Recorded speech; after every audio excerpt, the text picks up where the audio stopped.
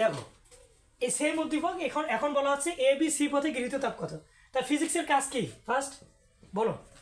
আমার কাজ যদি ছবি আঁকা সম্ভব হয় ছবি আঁকো, তারপরে কাজ আছে যখন আমাকে আমার কাছে চাইছেটা কি, যেটা চায় ওইটা এখন আমি লিখবো, তারপর আমার সাহস আসবে একটা, অত টেনশন বা। এই যে ডিইউ প্লাস কি রে ডিডব্লিউ। এখন বলো তো এটা কি গৃহীত তাপ চাইছে না? তাই গৃহীত তাপের সূত্র যেহেতু আমি জানি, আমি লিখবো না? আমি তো লিখবো। এখন বিষয়টা হচ্ছে এ থেকে বি তারপরে গেছে সিতে, অভ্যন্তরীণ শক্তির পরিবর্তনের ক্ষেত্রে অত দেখার টাইম নেই।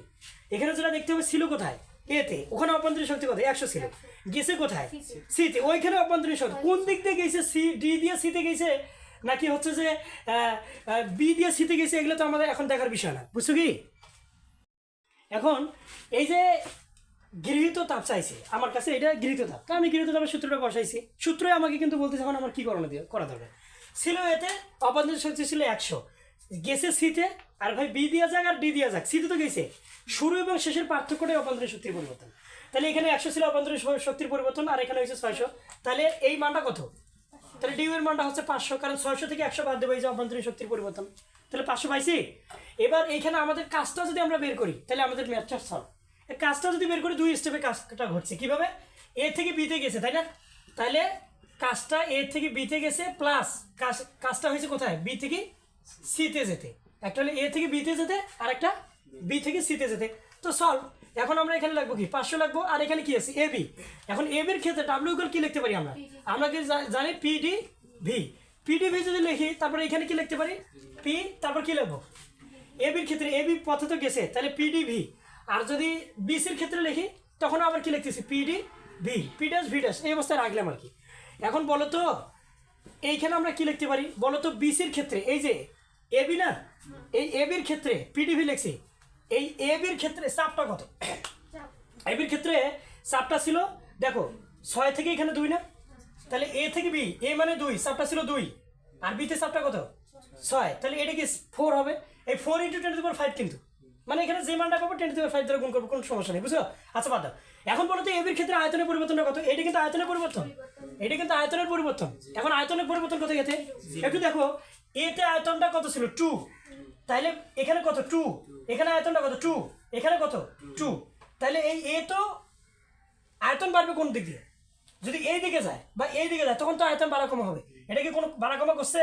আয়তন তো আনুভূমিক বরাবর, এদিকে সরে গেল আয়তনের চেঞ্জ হবে, এদিকে সরে গেল, কিন্তু এ বি রেখাটা কোনো আয়তন এদিকে এদিকে করছে না সোজা, তাহলে আয়তনের পরিবর্তন এ বিন্দু তো কত দেখো তো, এখানেও 2 আর এখানেও কত 2, তাহলে আয়তনের পরিবর্তনটা এখানে কত দিতে পারি 0, তাহলে কাজটা কত হবে এখন, তাহলে এই পথে কাজটা 0। এবার আসো পি ড্যাশ ভি ড্যাশ, ওইটা লিখলাম যে এই ক্ষেত্রে বলো তো বিসির ক্ষেত্রে চাপটা কত, তাড়াতাড়ি বিসির ক্ষেত্রে দেখো তো, এটা সবসময় 6 না, 6, এই যে 6 6 6 6 6 6, উপরেও যায় নাই নিচেও নামে নাই, 6 6 6 6 6, সে 6 × 10⁵ কত 5, এখানে বলছে যে এই চাপটা 10⁵ এটা হয়।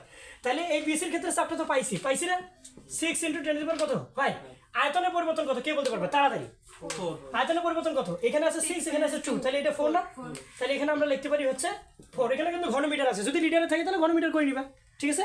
এখন বলো এই মোট কাজটা যদি আমরা এগুলো যোগ করি, তাহলে মোট কাজটা পাবো না, তাহলে আমরা এ বি সির ক্ষেত্রে কাজটা পেয়ে গেছি। শোনো ফিজিক্স কি চায় সেইটা সময় লিখতে পারলেই আনা ইনশাল্লাহ।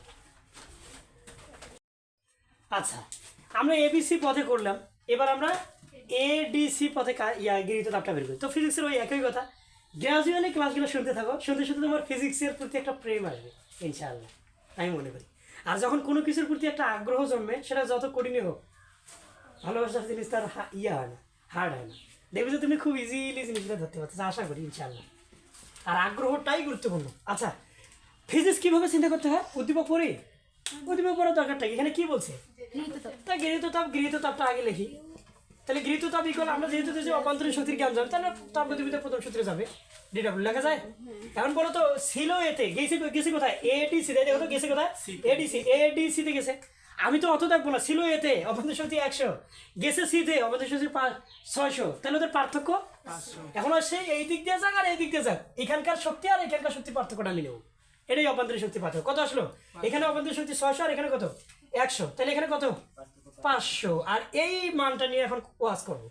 দেখো এডিসি, তাহলে এডি পথে কাজটা কত, তাহলে ডাব্লিউ কি লাগবো এডি, আর ডিসি পথে কাজটা কত, ডাব্লিউ কি লাগবো ডিসি। তাহলে দেখো এখন এটা হলো 500 আর এডি পথে কি চেঞ্জ হয়েছে চাপটা তো ঠিক আছে তাহলে এখানে আমরা লিখতে পারি পি কি রে পি ডি কি রে P AD P DV sorry P DV এই দেখো এডির কাজটা বের করতেছি পি ডিভি আর এই ডিসির কাজটা বের করি এখানে লাগে পি ড্যাশ ডিভি ড্যাশ এখন দেখো তো এইখানে পিটা কত আছে এডির পথে এটা তো আমাদের এডি তো এডি নাকি আর এটা কি ডিসি তাহলে পিটা কত দেখো তো এই এডির ক্ষেত্রে পিটা কত পিটা কোনটা এটা না তাহলে 2 না মানে 2 × 10⁵ মানে এখানে যেই চাপের মান পাবো 10⁵ দ্বারা গুণ করবে এটা বলছি আর কি আচ্ছা এটা তো 2 তাহলে 2 × 10⁵ এখানে উঠছে বা নামছে না সেম তার মানে এই সোজা 2 2 2 2 2 2 2 এটা 2 না এডি পথে এটা পুরোটাই তার মানে এখানে আমরা লিখবো এই যে পির মানটা লিখবো 2 × 10⁵ এবার আয়তনের পরিবর্তন দেখো